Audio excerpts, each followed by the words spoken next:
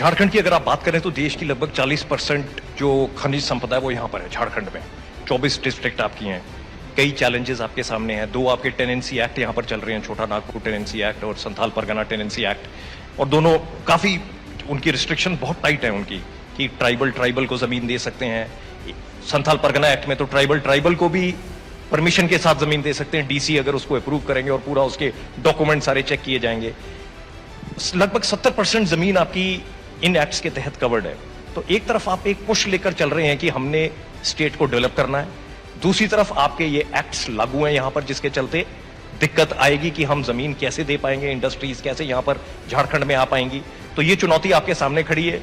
बड़ी मुश्किल स्थिति में है आप मुख्यमंत्री बतौर, क्योंकि आपने एक तरफ जैसा आपने बताया कि ट्राइबल्स की राइट्स को भी ध्यान में रखना है, आदिवासियों के कल्चर को भी ध्यान में रखना है, और साथ में इस स्टेट को आगे लेकर जाना है ताकि उनका लाइफस्टाइल और उनकी जिंदगी जो है आगे बढ़ सके। तो इन सब चुनौतियों को आप कैसे संभालेंगे? कमल जी, देखिए, इस मामले में मुझे नहीं लगता है कि ये जो एक्ट है वो हमारे विकास में बाधा है। जी, आज ये एक्ट है, एक्सिस्ट करता है, अभी पूरे राज्य में लागू है।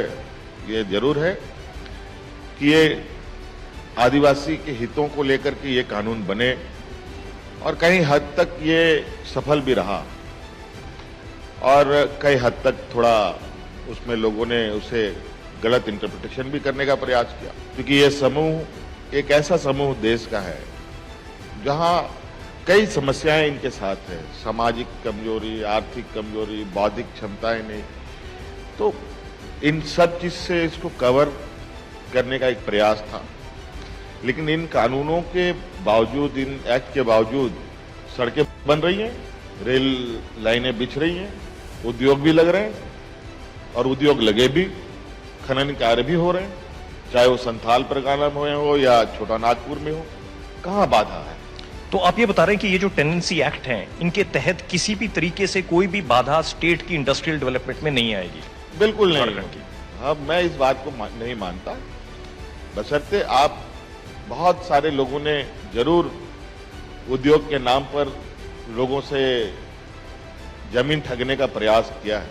अगर ऐसे लोग आएंगे तो स्वाभाविक रूप से वो चीजें, उसका परिणाम अच्छा नहीं होगा। तो ऐसे चीजों पर ही हम आगे क्यों काम करें?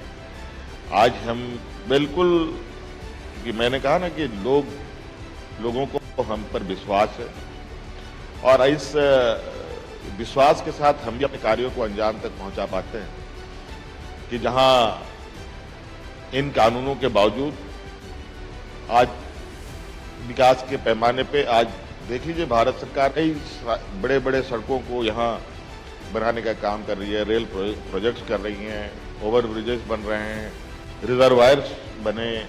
तो इसमें साधारण जमीन लोगों तक नहीं गई है, लोगों के नहीं गए हैं, बड़े पैमाने पे लोग विस्थापित हुए।